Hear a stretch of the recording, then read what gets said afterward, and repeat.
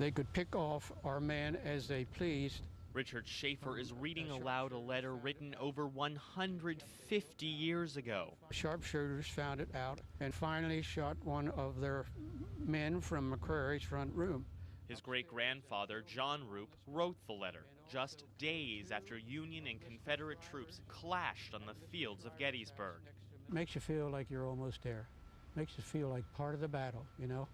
And you were fortunate you weren't somewhere where the shells were flying and you could have gotten killed. And that's the position my great-grandfather was in. Rupp lived in this house on Baltimore Street, a short walk from the battlefield.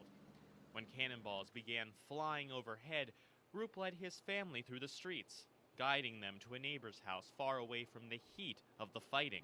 He had to take them through the firing lines someplace to get them there, but he got them there safe first.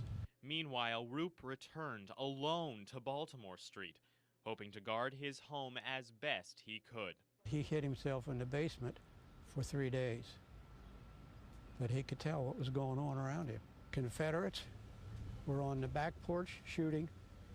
The Union Army was on the front porch shooting.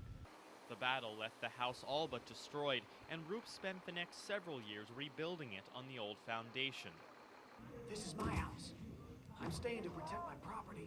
Today, the Rupp house is a museum, home to Civil War artifacts and Rupp family heirlooms. Now here's a picture of my mother. This is the Rupp family. This was my grandmother, and she was the only daughter for 4 brothers. As I go through it, I try to imagine that house, you know, as they lived in it. Oh boy, my finger went through. But even with John Rupp's place at the center of history, Richard says he hopes his great-grandfather is remembered for a different reason.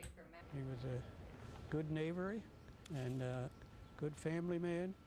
In Gettysburg, Kevin Frey, News 8.